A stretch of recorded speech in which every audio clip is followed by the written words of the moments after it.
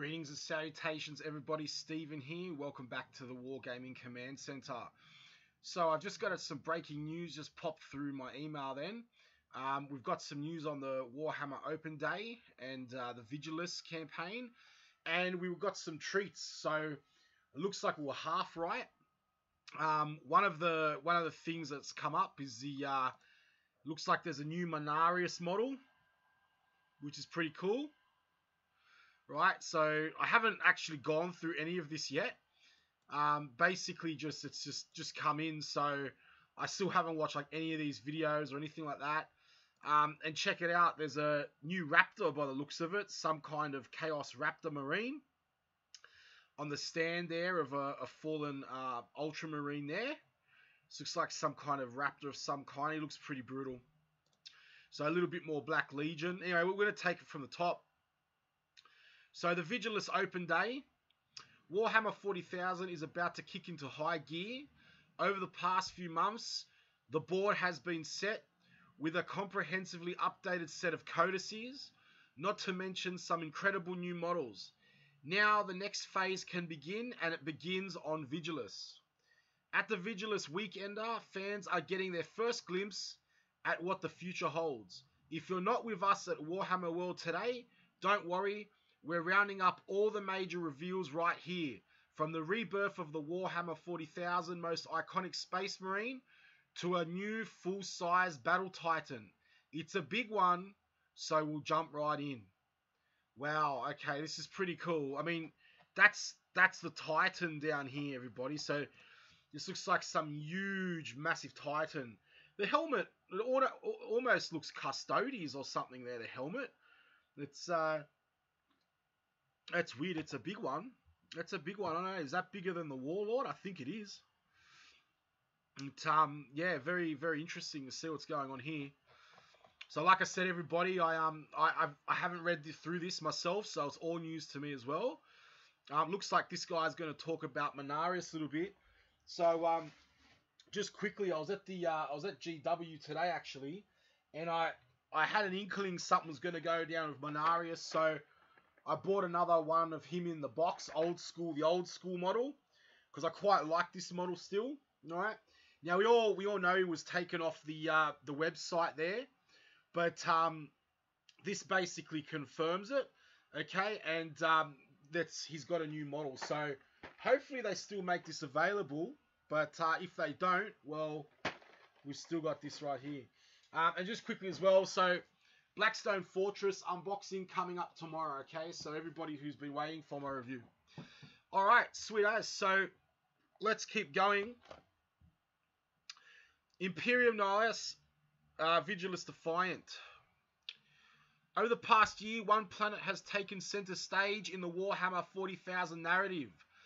Vigilus, everything this year, Kill Teams, Speed Freaks, Tooth and Claw, has been setting the stage for a climactic conflict upon this beleaguered world. And now the war of beasts has begun. With the Imperium on the brink of breaking, one man has been sent to hold back the tide. Right, so Marneus has been sent there. Obviously, Guilliman might not be there. Guilliman might be dealing with something else, which is pretty crazy. All right, and I mean, that pretty much confirms it, that Black Legion are coming. Like, look, we're not seeing any Primarchs here, but yet. But however, I will say that whatever it is,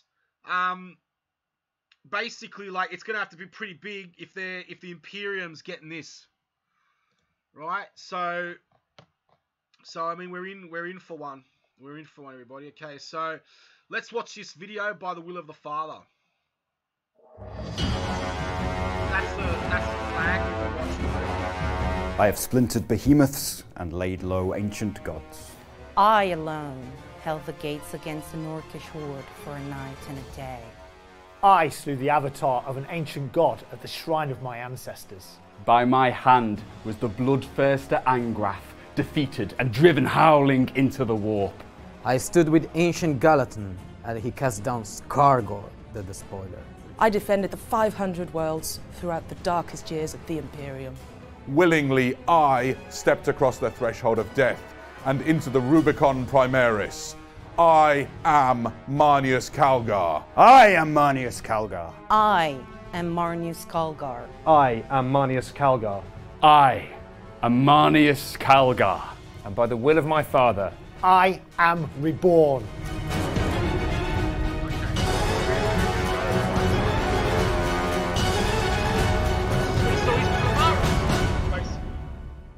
So Calgar. And this one time when I was fighting Necrons and I charged the Immortals and they didn't get me with Overwatch, and I killed a load, and then they failed their morale check, and then I charged the Overlord and I smashed him too, and then I got shot by a monolith, but it was all right because I've got a really good armor save and an invulnerable save, and I just rolled the dice and I passed that, and then I rolled 6 and it was all right, and then I charged the monolith and I punched that too. All right, cool. So Marneus is now Primaris by the looks of it. Looks like he's in aggressor armor. He's got his Boltstorm gauntlets. It's really cool. I'll be honest, I do like it. But I've got to be honest, I don't know. I kind of like the old version better. But then again, I like the original model as well. So, you know, whatever. But I mean, that's what it is. All right. So we've got that one there. Let's keep reading.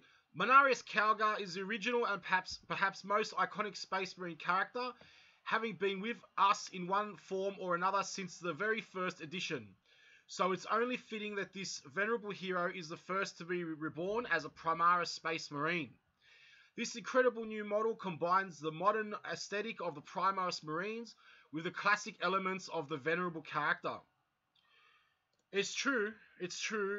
But so hang on, does that mean that like everything's just gonna go Primaris now? So like we're just gonna turn tacticals Primaris? I mean, I don't know, guys. I mean, it's just, you know, one minute I think, you know, okay, they're gonna keep normal Marines, tactical Marines, and then they do something like this, and I'm like, this is literally just tossing him out of the window nearly, you know. So what he's saying is he's the first one to go the transformation, which is kind of telling me that like, all right, everybody's going to go, you know, this sort of way with it. So rules for Marneus Calgar and more can be found in the Vigilus Defiance, a new campaign book that puts you at the heart of the latest epic conflict. So let's look at this. Astropathic transmission incoming. Vermilion Alpha clearance.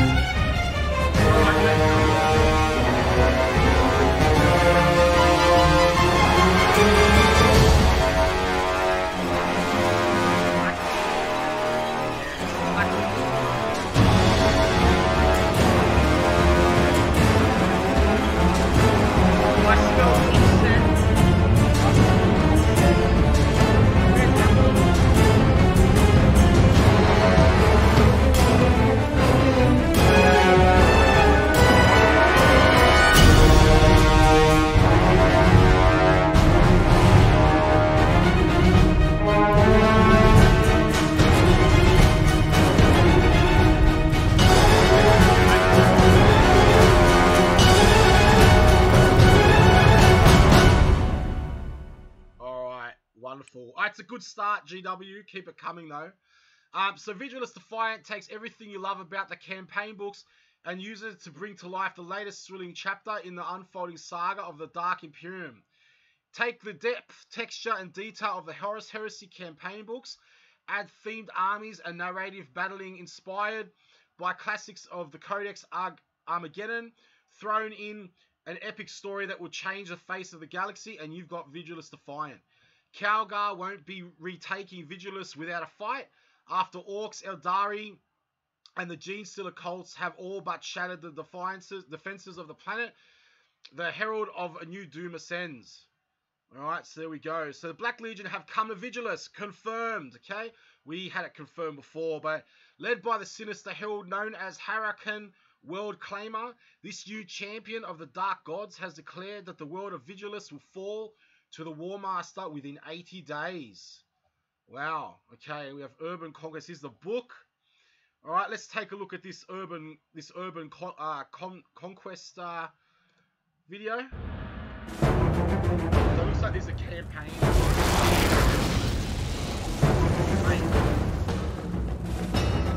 Can't go without your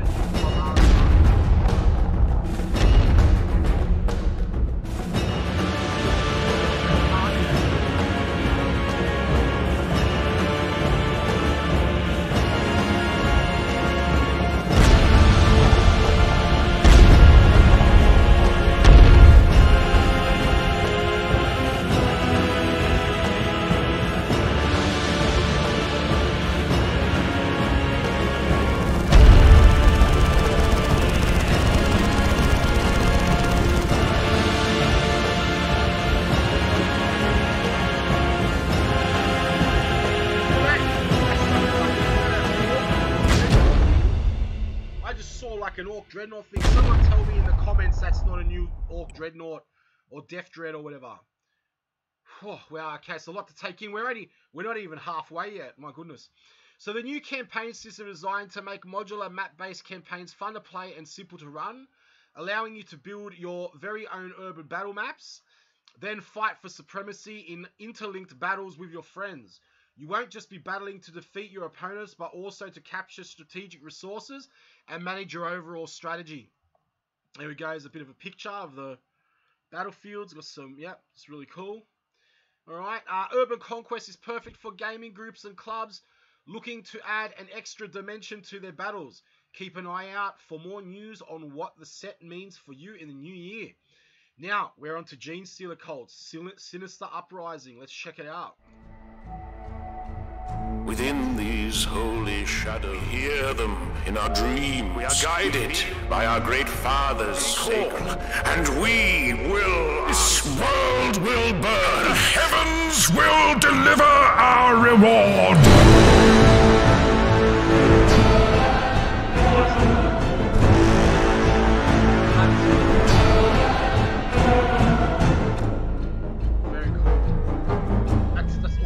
What's this Planet of the Apes music, guys?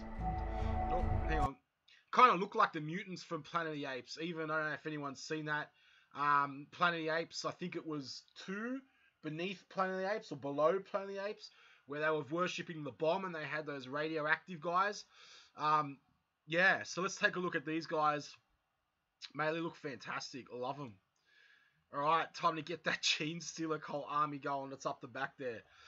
Cool, Wraiths Rapture. Okay, we weren't kidding when we said we had a lot to reveal today. Wraiths Rapture has already set the internet aflame, and that was just the Fiends of Slash. Having shown off more models a few weeks ago at the Blood and Glory studio preview, we can finally take a look at some of the most exciting miniatures from the set, such as the new Herald of Slaanesh and Karanak. Let's have a look. I think we might see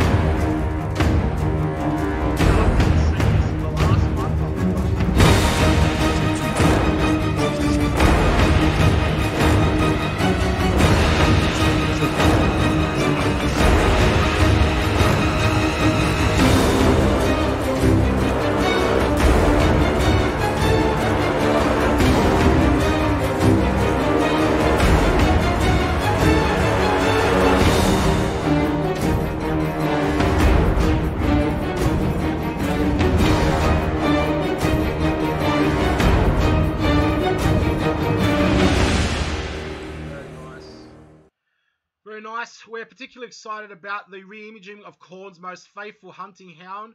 Look out, wizards, Karanak is back, and there he is. It's almost some kind of like, you know, Hydra field neck lizard thing. It's pretty cool. So, the Warbringer.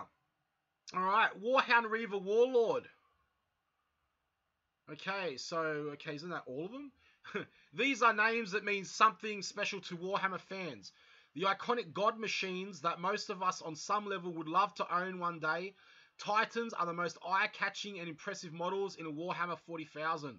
Seeing one in person is an inspiring experience, which is why we're incredibly excited to announce that a new full-size Titan is marching to war. Meet the Warbringer. What gun is that? That's got to be like a macro cannon or something. It's even got its like little AA guns and that on the side there. That looks like a volcano cannon, maybe a confirmation cannon. That's got to be like some kind of macro cannon. That's pretty crazy size there.